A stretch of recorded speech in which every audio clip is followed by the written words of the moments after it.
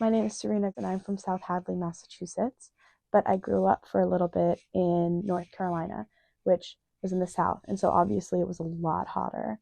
Um, and I remember finding out that I was going to move to Massachusetts. I lived in North Carolina from about 2 to 6 years old. And so I wasn't 100% excited that I was moving here, but I do remember looking forward to the snow and skiing and experiencing a winter that just didn't exist in North Carolina. And the first few years that I lived here, I definitely had that. I went sledding, I built snowmen, and I felt the snow on my hands and then in my gloves. And then I'd come inside and warm my hands by the fire and feel it all melting away. And that's definitely a really cherished moment that defines part of my experience growing up in Massachusetts, is getting to have those snow days and those moments that a lot of kids don't get to have if they're not in an area with snow. But because of climate change, there have definitely been fewer snow days lately. It's more a concern the ice has gotten worse, and so that's the reason that we've had snow days or ice days. And there haven't been as many blizzards or snowstorms that would be so magical to look outside the window and go, oh my God, school's going to get canceled. It's more like, oh, are the roads too icy and are we going to slide into a ditch while we're driving to school? So that magic has definitely disappeared a little bit. And just generally, the climate has 100% shifted, and it scares me. It's terrifying because no one in power seems to care. It feels so unfair that the people who get to make all of the decisions and are in those seats of power are the very few people that are never going to be affected.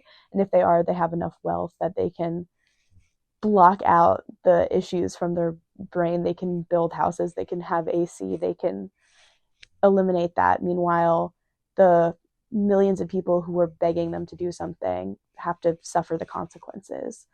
And I'm just thinking in my own life, someday, if I choose to have kids, or if I see my friends' kids, or somehow there's a younger generation that I'm watching, they'll never get to experience the snow days and the excitement of the snow coming down outside. The climate has been affected in a lot of different ways. I remember a few years after I moved here, I found out that the area that I had lived in North Carolina actually flooded. For the most part, everyone was safe. Everyone that I knew was okay. But I remember looking through pictures of these shopping plazas that I used to frequent and seeing 3-4 feet of water everywhere and cars rushing through, and the chaos and just the devastation that climate can have. And that was the first time I saw a place that I was familiar with get impacted like that. Because a lot of the times with climate change, we're looking through a screen and we're seeing somewhere across the world, we're seeing California wildfires, and we can't tell what's AI and what's real, and what to be scared of and what not to worry about. And I think the truth is we should be worried about all of it. I think that the way that the climate is changing affects all of us. No matter where you live, no matter how much money you have, you need to care about it. No matter if you're 90 years old and you think, I'm going to die in a few years, it doesn't matter. Think about your grandkids. Think about any single person you care about. If you don't care about climate change, you don't have empathy, in my opinion. And so I think the best thing we can do is learn from each other and hear each other's stories, and not brush climate change off as a coincidence or something that someone else has to worry about.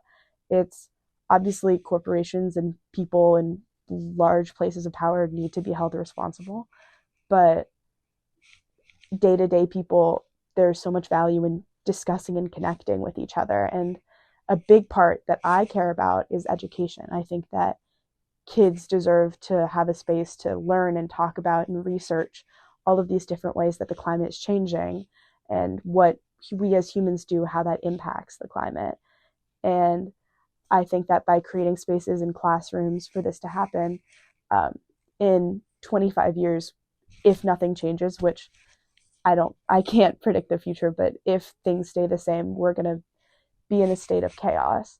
And having the people who were educated at a young age in places of power then could be the thing that makes or breaks how the earth reacts to climate change and how we handle it, and whether or not humanity gets to go down in history as the thing that destroyed Earth, or the thing that almost destroyed Earth and almost saved it.